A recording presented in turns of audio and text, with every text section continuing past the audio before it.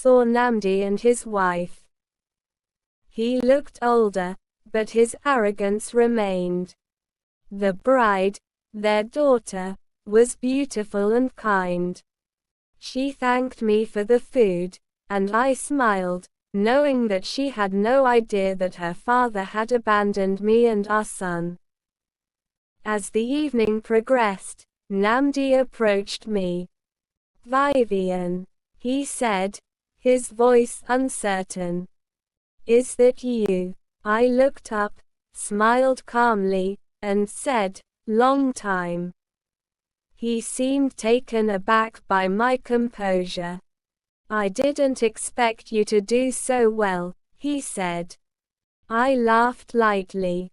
"I didn't expect to be serving food at your daughter's wedding either," I replied. He looked at me with a mix of guilt and admiration. "I'm sorry," he said. "About everything." I nodded. "I forgave you years ago. You gave me a Kenna, and he's the best thing that's ever happened to me."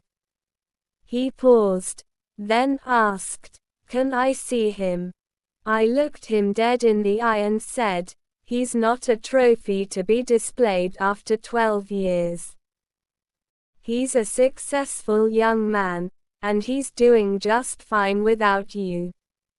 Then I walked away, feeling a sense of closure and triumph.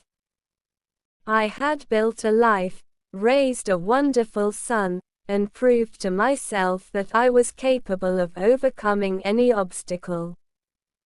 As I walked away from Namdi, I couldn't help but feel a sense of vindication.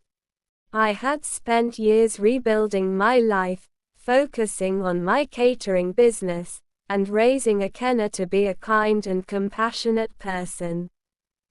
As I drove home, I reflected on the journey that had brought me to this moment.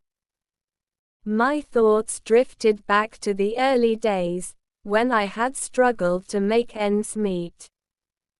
I remembered the countless nights I'd spent worrying about how to pay the bills, how to put food on the table, and how to give Akenna the best possible life.